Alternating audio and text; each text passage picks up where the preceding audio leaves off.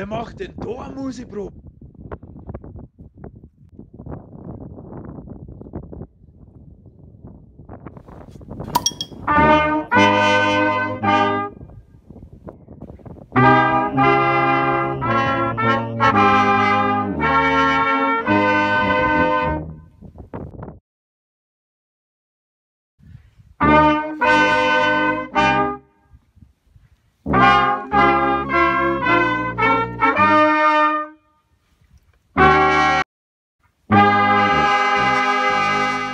Was macht's denn ihr da?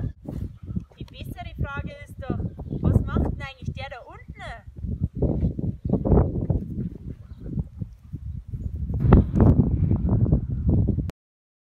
Ja, ich bereite mich halt schon vor für die Serenade im Sommer.